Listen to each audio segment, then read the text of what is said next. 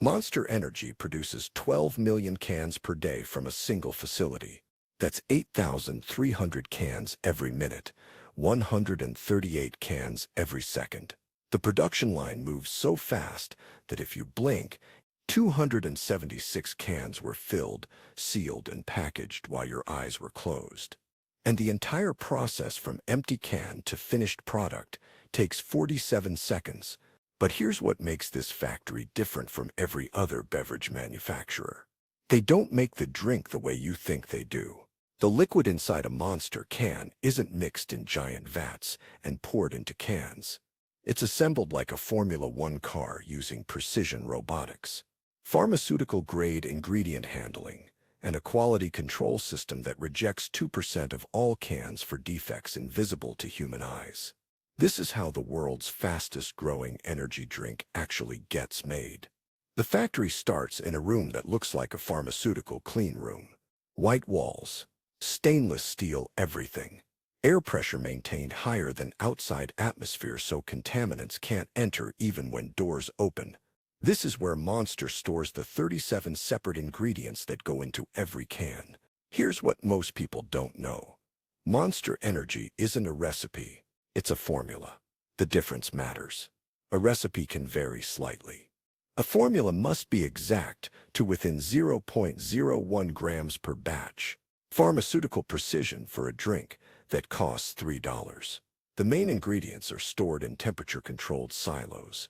The remaining 4% is where it gets interesting. But here's the insane part about caffeine.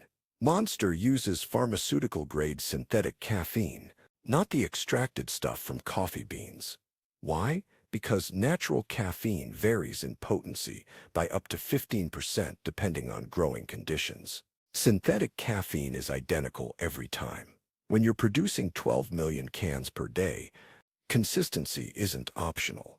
The caffeine arrives in 50-kilogram drums as white crystalline powder. It looks exactly like sugar. One drum contains enough caffeine to make 312,500 cans of Monster. The facility uses 38 drums per day.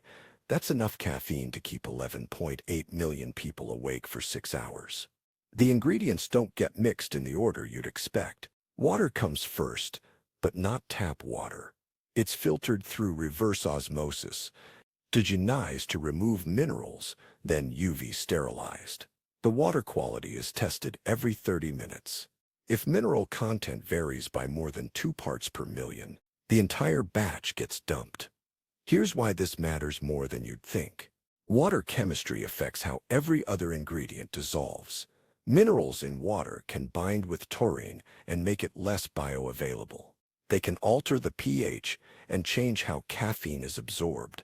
Monster's water is chemically identical to distilled water, but costs them 12 times more than municipal water because of the purification process. The mixing happens in 15,000-liter tanks. Water goes in first. Not 85. Exactly 82.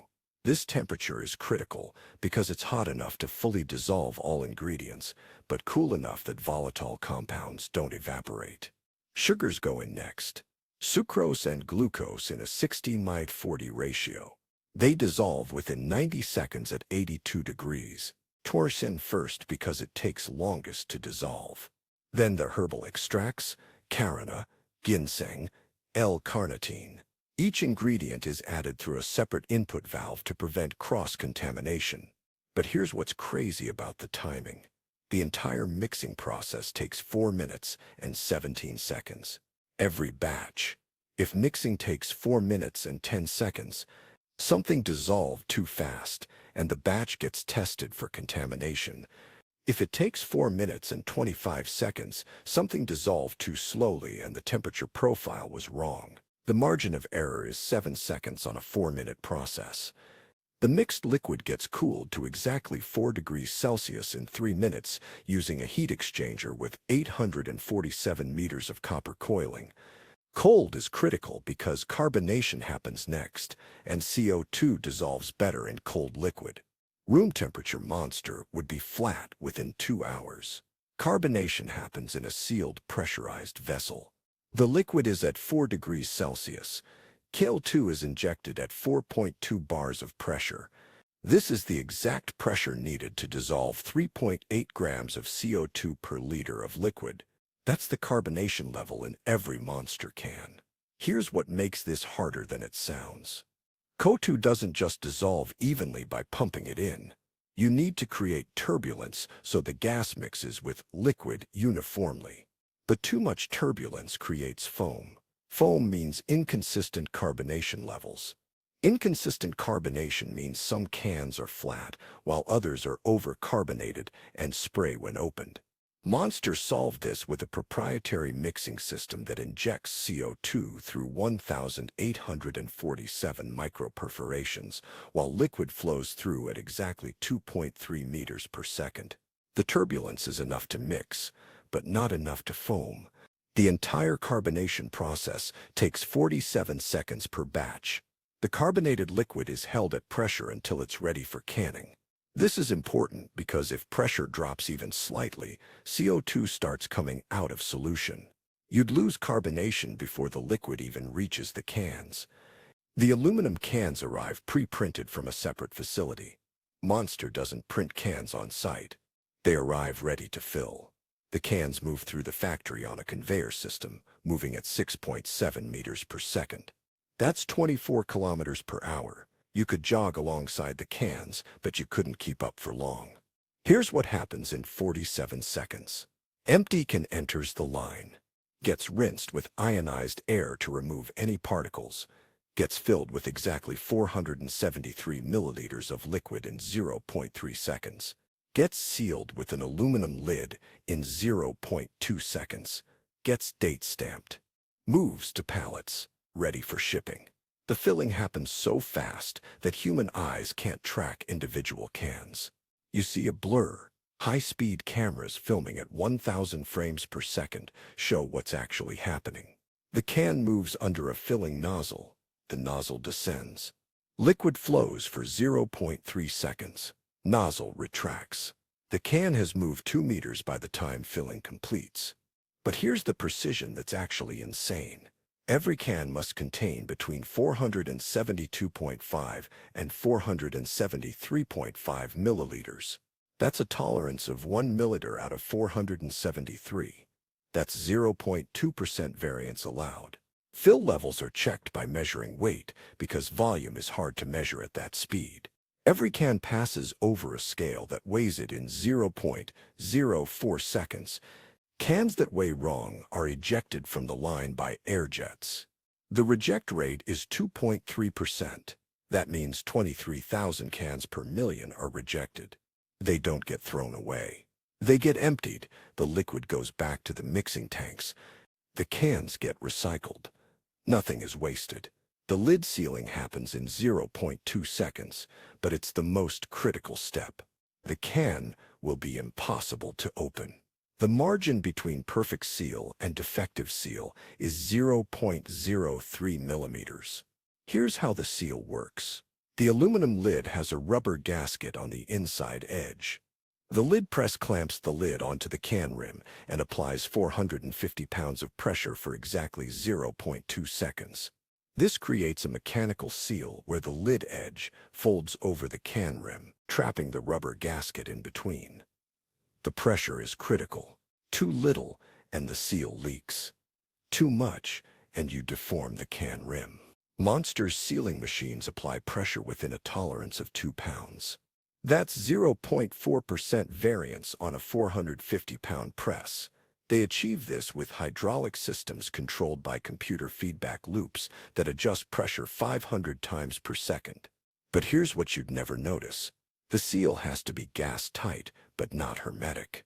Completely hermetic would mean zero gas exchange. Monster cans need micro-permeability to prevent pressure buildup from temperature changes. If you leave a perfectly sealed can in a hot car, internal pressure could rupture the can. Monster seals allow 0.0001% gas exchange. Enough to prevent ruptures, not enough to lose carbonation over the 18-month shelf life. Every seal is tested non-destructively. A laser measures the foldover on the lid edge. If the fold is 0.03 millimeters off spec, the can is rejected. Humans can't see a 0.03 millimeter difference. Lasers can. Every 30 minutes, the lab looks like a chemistry classroom. Beakers, spectrometers, HPLC machines, pH meters, microscopes. The cans get destroyed in testing, literally cut open and analyzed. Here's what they test for. Caffeine content within 5% of target. Taurine content within 3% of target. Sugar content within 2% of target. Microbial contamination less than 10 colony-forming units per milliliter. Dissolved oxygen less than 0.5 parts per million. The caffeine test uses high-performance liquid chromatography. It separates out all the compounds in the liquid and measures each one individually. The test takes 17 minutes and is accurate to 0.1 milligrams. Monster targets 160 milligrams of caffeine per can. If a batch tests at 167 milligrams or 153 milligrams, the entire batch gets rejected. But here's the catch. These tests only happen every 30 minutes. Between tests, they're producing 249,000 cans. 250,000 cans could be defective before they catch it. This is why the automated systems are so critical. Weight checks catch fill level issues. Laser scans catch seal issues. The lab tests are the final verification, not the only verification. The filled and sealed cans move to the packaging area where they're assembled into 24 can cases. This happens with zero human involvement.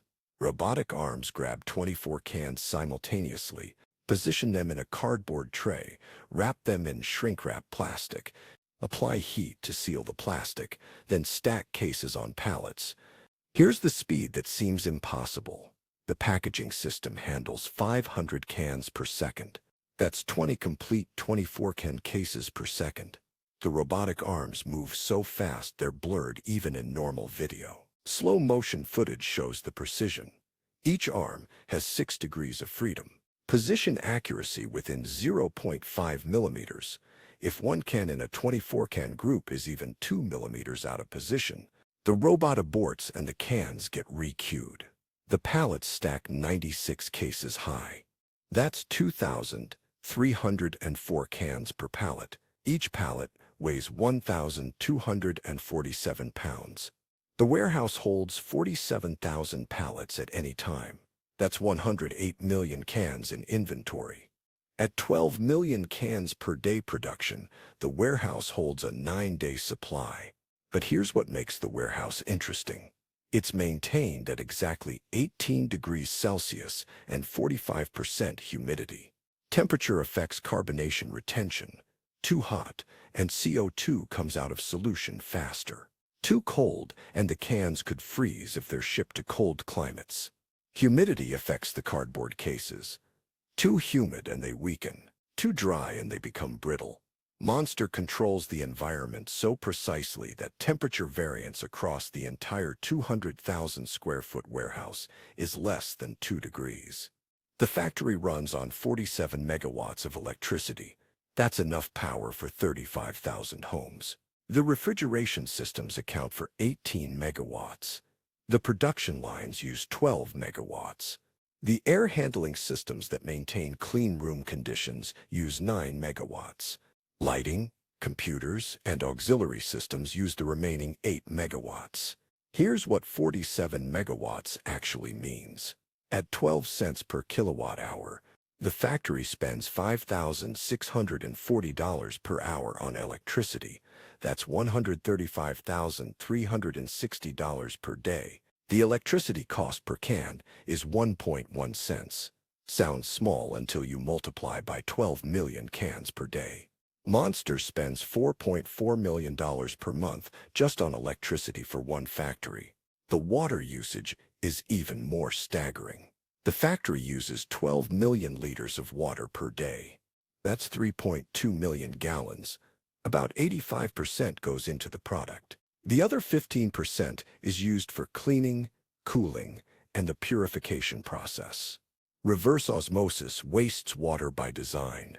For every liter of purified water produced, 0.4 liters get rejected as too mineral-rich. That wastewater gets treated and sent to municipal systems. Monster's ingredient list shows everything that's in the drink. What it doesn't show is where those ingredients come from or how they're processed. This is proprietary information. Monster guards carefully. But here's what we know. The taurine is synthetic, produced by chemical synthesis rather than extracted from animal sources. This is cheaper and more consistent, specifically from farms in the Amazon basin that Monster has exclusive contracts with. The ginseng is Korean red ginseng, considered the highest quality. The L-carnitine is synthetic, produced through bacterial fermentation. The flavor compounds are the real secret. Monster Original contains 23 separate flavor compounds. Some are natural extracts. Some are synthetic molecules that don't exist in nature. The exact combination is proprietary. But nobody outside Monster knows the exact proportions.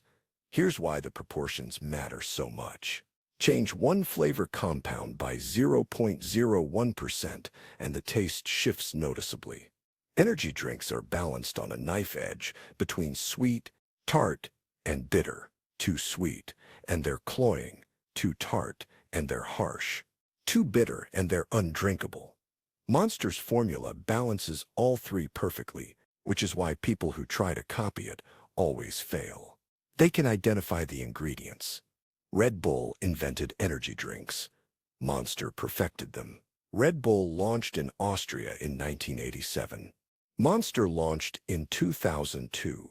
By 2019, Monster had 35% of the U.S. market compared to Red Bull's 38%. Monster was growing at 9.6% per year. Red Bull was growing at 3.4% per year. The gap is closing. Here's what Monster did differently. Bigger cans at the same price point. Red Bull sold 8.4-ounce cans. Monster sold 16-ounce cans at the same $3 price. The perceived value was double. The actual ingredient cost difference was only 40 cents. Monster made lower margin per can but sold far more volume. Aggressive sponsorship and marketing. Red Bull focused on extreme sports and Formula One. Monster focused on motocross, UFC, NASCAR, and gaming.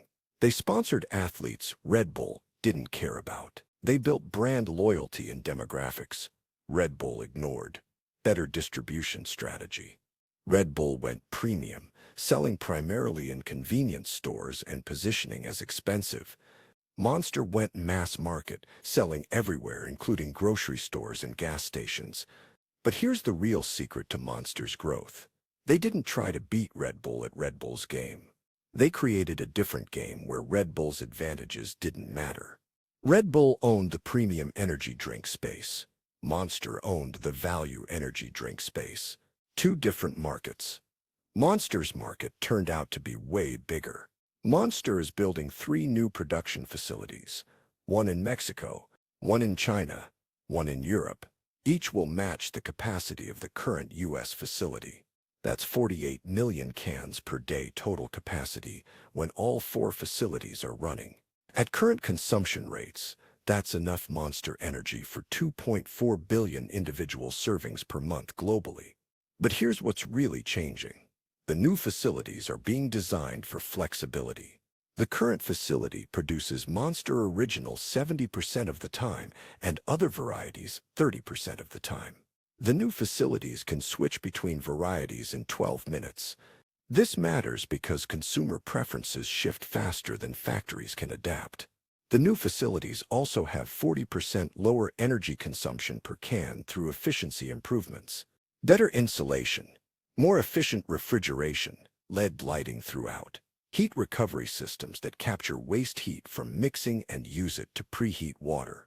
These improvements reduce electricity cost per can from 1.1 cents to 0.7 cents. Across 48 million cans per day, that's $192,000 per day in savings. Monster Energy produces 4.4 billion cans per year from a single facility. That's 12 million per day, 830,000 per minute, 138 per second.